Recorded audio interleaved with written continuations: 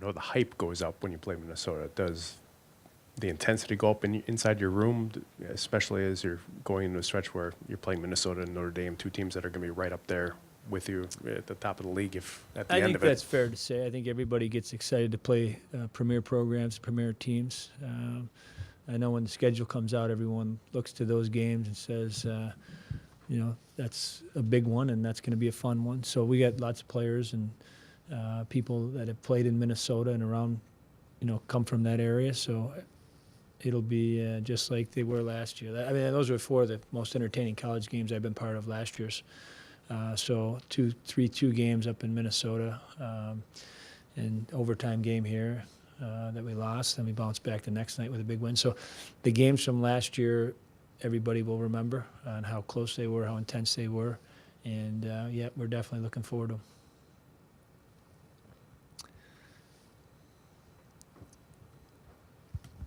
Linus Weisbach has been coming on here a little bit as of late, and you can see the skill that he has. Where's his ceiling, do you think, as far as what he could maybe accomplish at this level? I think, Tony? he's a premier offensive player. He's very elusive. His skating is certainly an asset. His goal scoring, his shot is NHL shot. He's got a great release. I think he's just gaining confidence. So, he's a freshman that is a little bit undersized, so to speak, as far as his stature goes, but he's a competitor, and I think he's gotten better each and every week. So I think he's gaining confidence. He's playing more. We're giving him more ice time, more responsibility. And when he touches the puck, he is a threat. And so his development continues to grow and get better. And real happy with, the strides that he's made defensively. He's made a commitment to try to get better each and every week without the puck, and that helps us as far as giving him the chance to be on the ice in key situations. What was your assessment of how Freitag played yesterday? He had the puck on his stick a lot. 2 great scoring chances, probably 4 great scoring chances. He hit the crossbar, had an empty net. They made a nice save. Goalie, actually, the defenseman came back and got a stick on it. He went to the net well.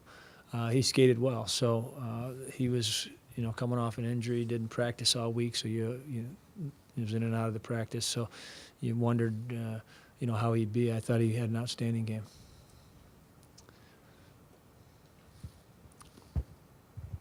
After mixing up the lines, do you see yourself maybe sticking with what you saw or what we saw last night, Tony? There might be some minor, adjustments to that lineup that we played with last night, but I thought that flow we had yesterday was better with all 4 lines than on Saturday night. I think Saturday night the line that was going really well was this line we kept together, and they were outstanding again last night. So that line will remain the same for sure. Seamus with Cameron and Will, I think that was their best weekend of the year, and we needed them. And they were great. They probably, on Friday night had tons of chances. They got the 1 goal, but they were around it all weekend and obviously made the big plays for us yesterday.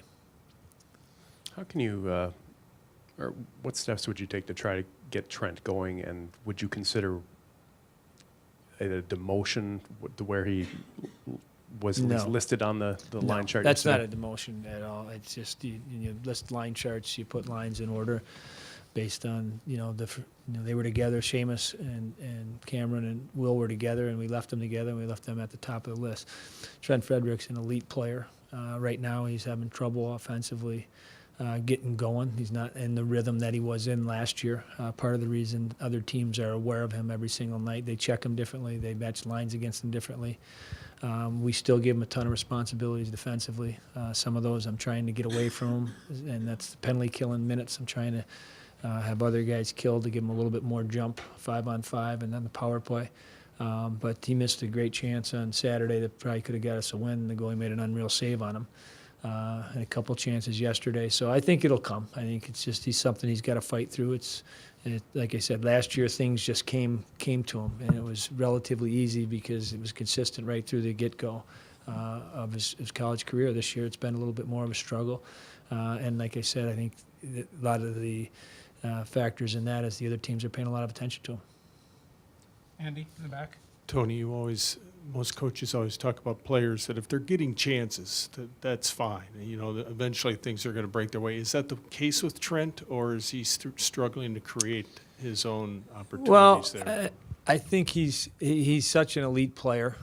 It's disappointing, I think, when he comes off the ice. It's hard on him if he doesn't get a scoring chance every shift, and that's what good players expect when they're on the ice. And I think that's one thing from a growing process that he's got to learn to understand. He doesn't have to score every shift. You just got to make the right plays consistently, stay with it, and then the scoring chances come that way. And players that are growing and developing and learning and trying to get better have to deal with situations where things aren't perfect, and this is a stretch that he's going through. But he's a character kid. He's as dedicated and as committed as any athlete that I've coached, as far as the time he puts in in practice and getting ready for games and how he handles himself. So he'll get through it, and I think this is a good thing for him to go through as far as his overall development goes, because there's going to be times when he turns pro and signs with Boston that things aren't going to go perfect, and you have to fight through it and learn how to get through the struggle. So I think this is a really good thing for him to go through, and like I said, with the character that he has and the work that he puts into it, he'll fight through it. I would assume Minnesota is going to be fired up after getting beat twice this past weekend. I'm not sure if you watched their games against Notre Dame. I watched parts of. What was the difference there? Why do you think they Well, weren't able to get a win? they had a lot of chances. I think if they look at the scoring chance sheet, you'd see that Minnesota probably was in favor, at least in the first game and probably in the second game as well. So they create a lot of chances. Notre Dame was very opportunistic. They played very stingy defensively around their net. I think Minnesota maybe had a little bit trouble, similar to the games that we've lost this year, is generating, I don't want to say ugly goals, but where you're paying an extra price around the net, similar to the 2 goals we scored yesterday, by crashing the net and finding ways to disrupt a goaltender that's got a great rhythm. Like the goalie on Friday night had great rhythm. Saturday we did a better job of crashing the net. The Doogie goal was a rebound, the first one that scored. The second one, we crashed the net hard. Their guy ended up sliding into the net, knocking their goal in. The goal that Lindhart scored, Cameron, came flying to the net. And I think that's where teams that are getting better and growing can figure out that when a goalie's playing as well as the goalie played against us Friday, you have to be different. I think Notre Dame's series, Notre Dame's goalie was outstanding. And I thought Minnesota had a lot of chances. I think they'll be looking to be as aggressive offensively and probably be more aggressive at trying to get rebounds and second chances out of it. Does anything surprise you about how Tarik Baker's done so far this season? I know he had a lot of chances this weekend too, but he's kind of been consistent in getting offensive chances the whole year, it seems like. Yeah, I don't know. Obviously, you have high expectations on the recruits that you bring in. And he's been one that's understood what his role is on our team, and he's made the most of it. He's our energizer bunny. So you put him on the ice, and he creates some sort of excitement to get your team going. He can get in the forecheck. He's hard to play against. He's done a really good job on the PK, and contributing offensively and creating chances is probably something that might take some freshmen longer to get their offensive confidence going right from day one. He's been a guy that's been able to do that. So give a lot of credit to him on his preparation to get ready for the season, and obviously if you watch our games and you see how much he's on the ice, we have a ton of confidence in him as coaches. And for young players, you look at our 3D on the back end and you look at the freshmen that are playing up front, they're absorbing a lot of minutes. So they've earned it. They've added a lot to our team this year. And Tarik is certainly one that should be proud of where he's at. Andy?